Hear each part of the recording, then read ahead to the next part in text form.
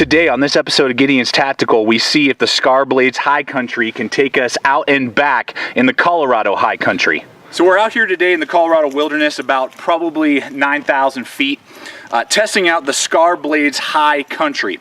Scar Blades is a great company. They make really high-end, hard-use knives that are semi-custom. You know, you can call them, ask them for different options. You can get different colors. The quality is very high-end when you buy a Scar Blades. And with this High Country, you get basically two things. This is how they designed this High Country to be two things and meet two different types of uses. When Scar Blades designed the High Country, it was basically supposed to do two things. One, hang on your hip if you're out there doing a day of hunting and you needed a good knife to be able to process your game if you did get a kill, and survive.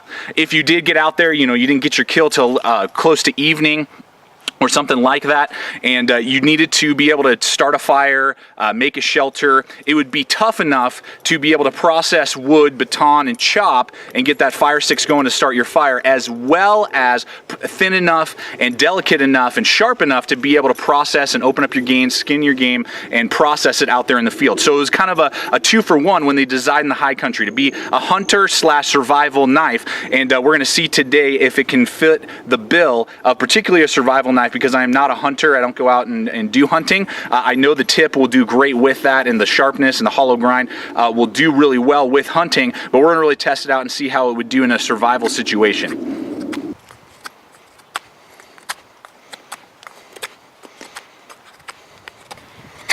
You can see as I'm sitting here, I mean, this is awesome. I can just do this all day long. Feels very comfortable. What's happening is I'm actually bypassing the thumb ramp and then not putting my index finger up here, and this is the most comfortable way. This feels so good. I don't know why. It looks awkward on the blade, but this feels so comfortable when I'm holding the High Country like this, and then I'm just, you know, sitting around a campsite doing my carving and whittling. This just feels so good. I don't know why, but that's how I would recommend holding and using the knife. And you could sit there all night long, you know, around a campfire just talking with your buddies, you know, after your awesome hunt that you've had that day, and you've used the High Country to process the wood for your fire. You can use this like this all night long, and it's just going to feel very comfortable like that in that format, just holding the blade like this. It just is an awesome, I don't know, just feels really good. The handles on all of Scar Blades, particularly this High Country, are just a dream to use. They just feel so awesome when you're using them. All right, so let's talk about the blade here on the High Country. This is made out of 1095 high carbon steel, Rockwell hardness 58 along the edge, and then not as high along the spine. So it gives us some flexibility and toughness and durability that maybe some other knives wouldn't have. So it has multiple heat treatments depending on where it is on the knife. Edge is higher than, say, back here on the spine. It does have a hollow grind, which is kind of 50-50 for me. You know, I prefer full flat grinds or saber grinds a little bit more, but it lends itself, even though it is 3/16 of an inch thick, it is very, very sharp, and it's ground in at 30-degree grind angles on either side, a full circumference of 60 degrees, but it's still razor sharp with that hollow grind, and with the kind of hunting also as well as survival kind of thought behind the blade, lends itself to be able to cut just really, really well. Oh yeah, real nice.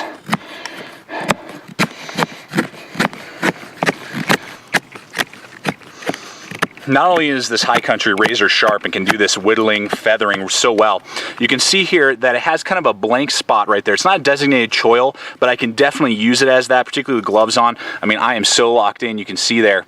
Really nice, and then I can just bypass that thumb ramp with my thumb, and boom, I am locked in. I have huge amounts of control for feathering, whittling, carving like this when I'm using the High Country, which really lends itself to be a really good detailed blade. You know, you can use it to be able to do some of that batoning and chopping and, you know, heavier duty stuff, but then get in there and you are just in so much control with the High Country when you're locked in, kind of using that kind of blank spot as a finger choil, and then putting your middle finger right there in that finger guard, bypassing the thumb ramp. I mean, you are you are locked in when you're using the High Country in this format. Another great part of the Scar Blades High Country is their Kydex sheaths. All the Scar Blades knives come with Kydex sheaths, and they are amazing. These things are awesome. They do a really good job with them. Just kind of show it to you here really quick. Obviously Kydex. You get a belt loop here on the back with multiple lashing points. You could take the belt loop off if you wanted to. Some people have been asking me about a BLADEHQ lock. I believe you could modify modify a BLADEHQ lock to work on there somehow.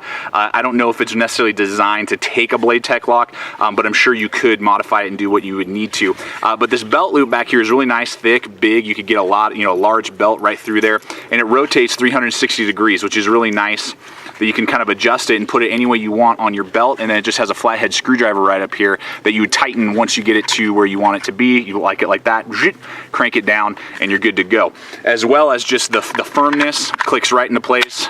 Boom, really nice, durable, gonna last you a lifetime. Got a drainage hole on the back, and just really makes the knife, that's what I love about just knives in general that come with a good sheath, and all the Scar Blades knives come with great sheaths, is that so many times you get a great knife and a really sucky afterthought sheath. So that is not the case with the Scar Blades High Country. You can see as I'm stabbing this Scar Blades High Country, even though it has that delicate tip, it can stab and penetrate. It's strong enough to be able to do that. I'm not really prying side to side because it is a delicate tip, and I know if I get really deep in there and start trying to do that, it will snap and break.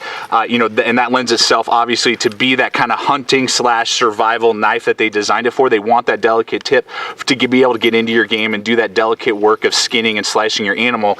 But you can see there that I'm getting good penetration, and I'm stabbing in there, and I'm also really good locked in there. You know, my hand is not wanting to slide up because of that nice big finger groove and that thumb ramp. I am locked in if I did have to use this in a stabbing format like that, but this is not a tactical knife, wasn't designed to be that, but that tip will take some abuse. All right, so we got about a 3-inch piece of wood here, dried out pine. We'll see how it does. Oh yeah, check that out.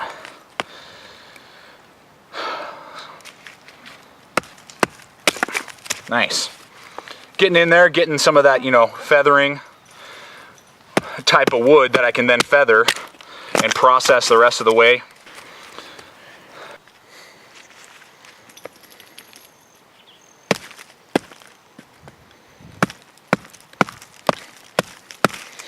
There we go. Nice. Split that sucker right in half. So we'll do light batoning.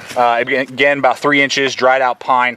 It'll go through that without too much difficulty at all and get to that meat of the wood that you can then begin to feather and prepare for your fire and split some wood. I would say probably about that would be the max, about a 3-inch piece of wood in diameter, you know, about the size of your wrist. More than that, and then you're going to start having some difficulty just in the spanning of the wood because of the size of the blade at 4 inches at the actual cutting edge.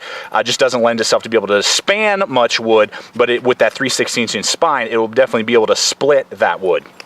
All right, well, let's talk about the handle on the High Country. This is micarta. You can get it in all sorts of different colors. This one happens to be brown micarta with a brown coating on it, and it has engraved there, High Country. I wear large size gloves. You can see there I got plenty of room to spare on my hand. Really nice, huge finger guard up here that will protect your hand from, you know, going up, accidentally cutting yourself while you're processing your game or cutting your wood, you know, preparing your shelter or whatever you may want, as well as a nice gradual thumb ramp with some really nice jimping. You can see that that's a really gradual thumb ramp. It's not super aggressive, and you can use that really well, and you get really good traction either if you're holding it in this type of format or if you're choking up. It's designed really well that'll cup the back of your thumb while you're going to town and doing your carving, whittling, or game processing. So that's really nice, and it's really thin. I like that the handle is somewhat thinner than, say, rat knives or SE knives, you know, that are pretty big and thick. This one is a lot narrower. It's wide, but it's narrower in the hand. It just feels a lot more comfortable with a lanyard hole, nice lanyard, and that little bit of a hook back there that really lends itself to chop really well.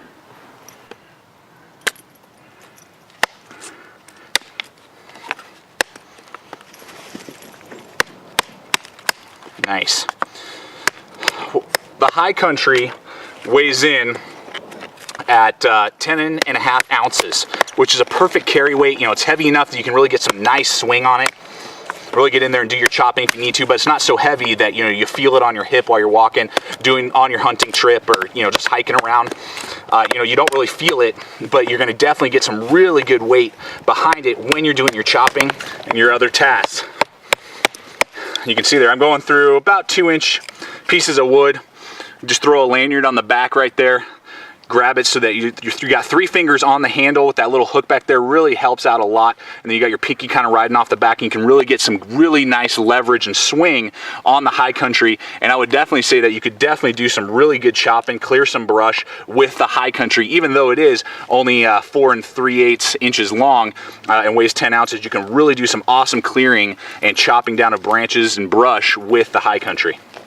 So in conclusion, the ScarBlade's high country overall is awesome for that kind of smaller sized blade, with the cutting edge at 4 inches and then the total length of the blade at 4 3/8 inches.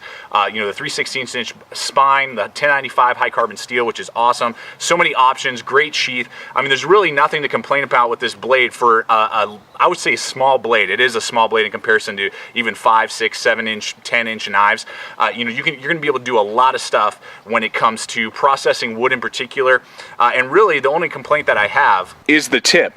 It is thin, delicate, and for my type of use, you know, hard wilderness use, I could see it possibly failing if I was really having to get in there, do something, maybe I was just being dumb, you know, or whatever, a buddy of mine. But for you hunters out there, you're gonna absolutely love it. So I'm gonna say that it's a plus for you hunters, but if you're using this purely as a wilderness blade, that might hold it back ever so slightly, is the tip. You just gotta be careful and know what you're doing. But aside from that, you know, this high country is awesome. So if you're looking for a blade that's under 5 inches that'll chop, feather, baton, and process game, I don't know of any other on the market except for the ScarBlade's high country. I hope this review has helped you guys out. Thanks for watching. Stay equipped, stay prepared, and we'll see you out there.